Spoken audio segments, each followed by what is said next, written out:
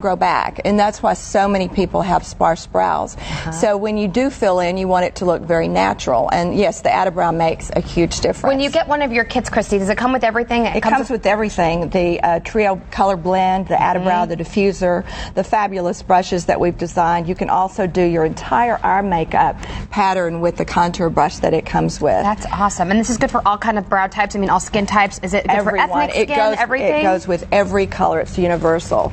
You can also add a little lift and light here, blend it in. This is like a little eye lift itself because it's a non-reflective base. And I'm so fascinated by this. Isn't it amazing? You know I came in with my brows thinking I was cute this morning, and you're like, oh, Amy, I can fix you. Oh, okay. And you did, and I look so much better. It's amazing what a little bit of lighter and arching can do. She looks really good. Awesome. Perfect brow. Nothing like the power of the perfect brow. I know. I like it a lot. You look fantastic. Christy, thanks for these tips today. 4, 3, 2.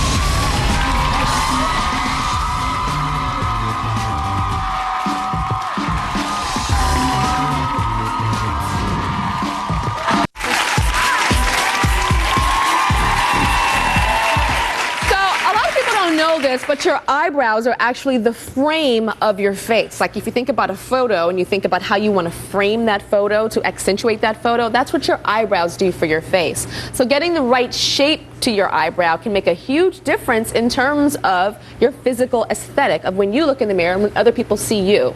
Now Tina says she's tried everything she can do to get the perfect eyebrows. She's waxed, she's done the threading, she's done the tweezing, but she still hates her brows. Okay, so tell me what you hate about your brows. Well, as you can see, they're very light, they're super straight. I've always wanted these full big brows. Kind of like yours. They're so pretty. Girl, these are drawn on. You too can have them.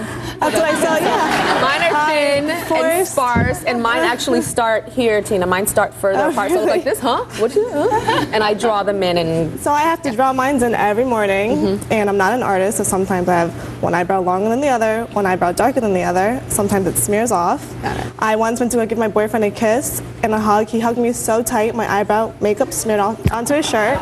It's not cute. It's not like lipstick stain. It's like brown. You don't know what shape it is. It's just gross. So it was like your eyebrow on him, like. And it just looks bad because you know of the shade. So I've always wanted to do something about my eyebrows.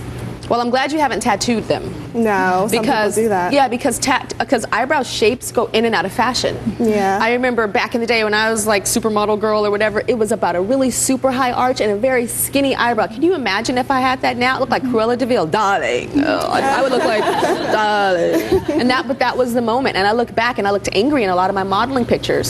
So the eyebrow shape changes with the times. And you're in luck because we have the perfect person here right now for you. She's a beauty expert. Her name is Christy Harris. So I know that you have the perfect solution for Miss Tina. What is your solution? I've invented a new system called precision brow planing, and there's no tweezing or waxing or threading or pain. No joke. Okay. And it's all in a little kit. So just like Tina was saying, she's had all these frustrations with all the traditional methods, but that have not worked for her. Plus, she may not know where to put the color to make it look natural, and to fill in those areas that she may need to. And so what do you have? How do you do this? Well, there are two things. It's a complete kit. It has everything in it, but there are two things that are very unique.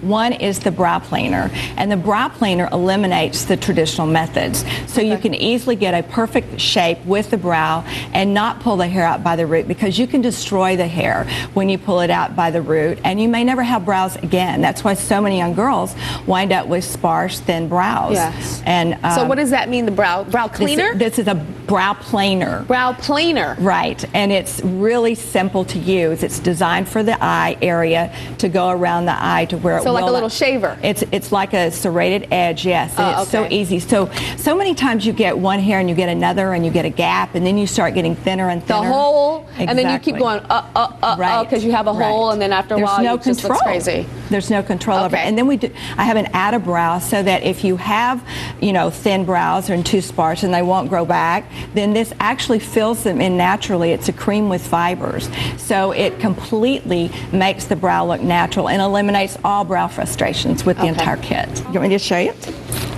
So basically first, very quickly, you measure the brows so that you know exactly where your brow should begin, because if you don't know where to take off the hair, that's going to be another mishap. Okay, you just measured it. Tell us what you just did when you measured. So I just measured it with the end of her end of the nose, end of the mouth, right over the different points, the pupil.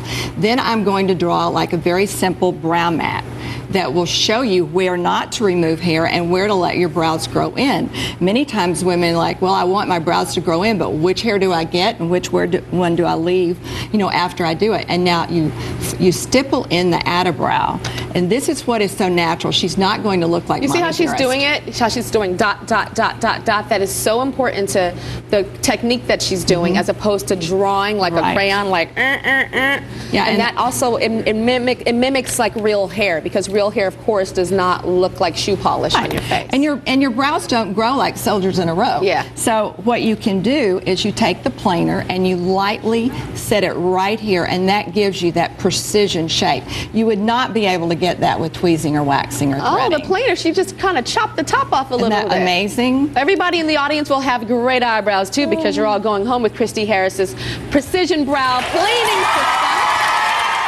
You're getting the instructional booklet.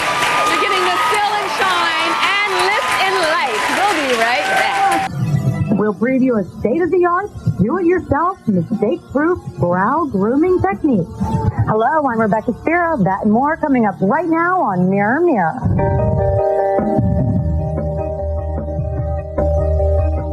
Beautiful brows can make a big difference, but who wants to pinch, pull, and pluck?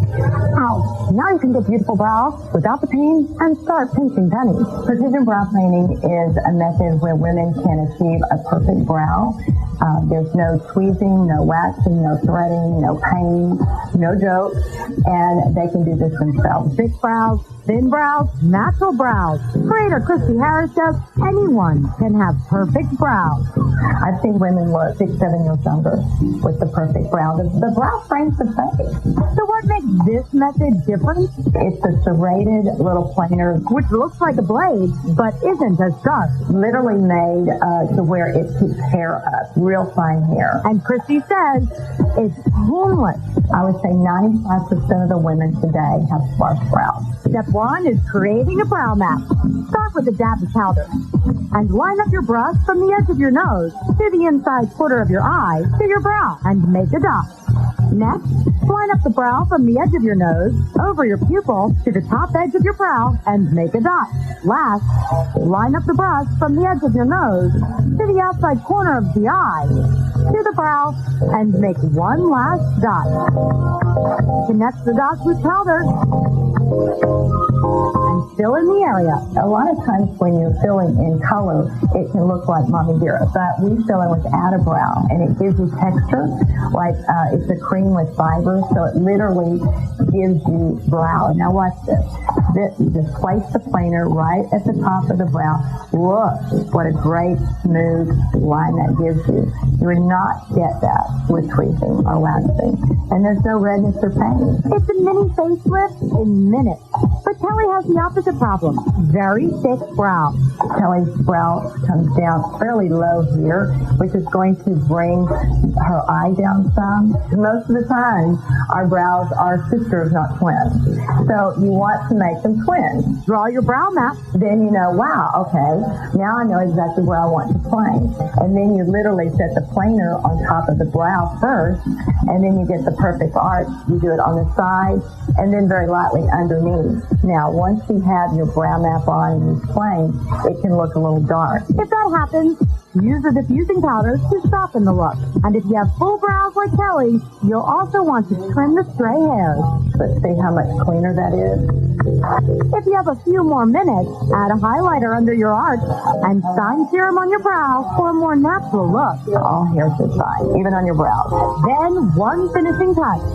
Bye-bye upper lip hair. So how often will Kelly have to touch up her lifted eye look? Most of my clients will plane maybe once a week. I'm all about teaching women how to take ownership. You see it, you learn it, and you do it. But is it really that easy?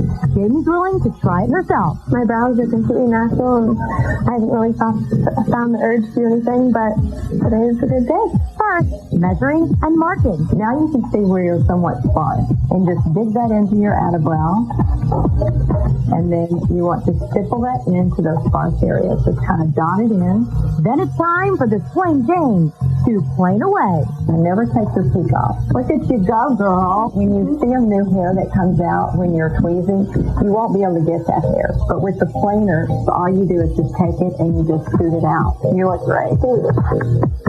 My whole mission in life is to save everyone's brows. For more, log on to livewellhd.com. Harris is here with timeless tips for the bridal party. Hi, Christy. Hello. You've been doing all of our makeup here today on the studio. And on the big day, the wedding photos, obviously we want to look good on the wedding day, but we want to look good when we look back at those photos 10, 20 years later. And not look dated.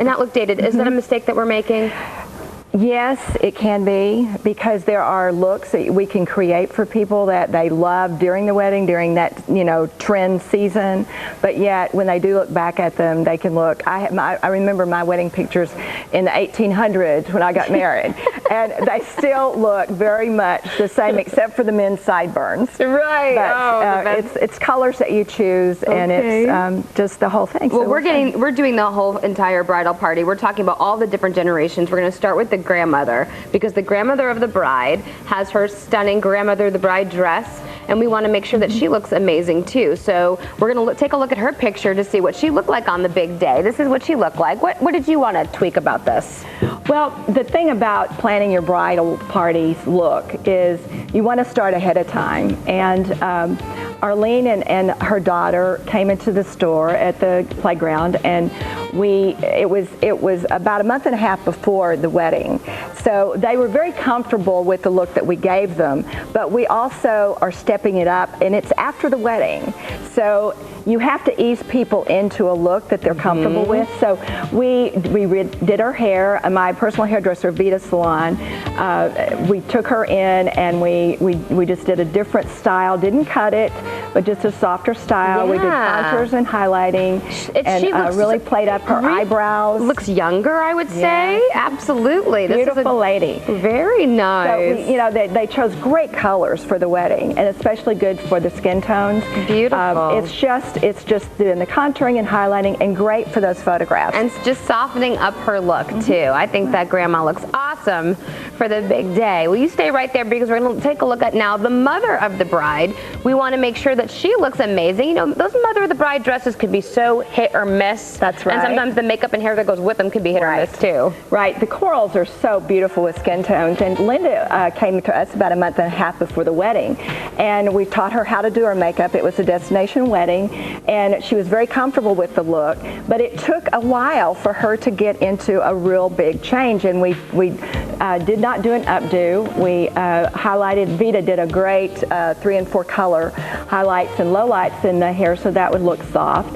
And she really can do this herself now. This is beautiful. I'm glad. I mean, I agree. Opting not for the updo, a very sophisticated look that is so beautiful. It makes her look so youthful. She'll look back at these pictures and really be pleased. Exactly. And I must say, Miss Thing lost 40 pounds for her daughter's wedding day. Well, she planned ahead, and she worked out, and she lost the weight, but it's just always, think ahead for your makeup and hair too. Sure. Don't wait till the last minute, or you're going to be freaking out and going, that's not me. That's not me. So we need to plan way ahead. Plan way ahead. That's the $1 million tip today. Okay, here comes the bride. So let's take a look at her picture before. So you got your hands on this beautiful bride just a little bit of time before the wedding. Right, and we totally redid her hair. She has beautiful hair, so we wanted to really make that soft and sexy, and we did the veil a different way. And really played up her eyes and her brows, reshaped the brows, doing brow planing and just contouring and highlighting, so those photographs are great. Plus the makeup needs to stay on all day. Right. And of course you're going to cry, but you don't want the makeup to come off.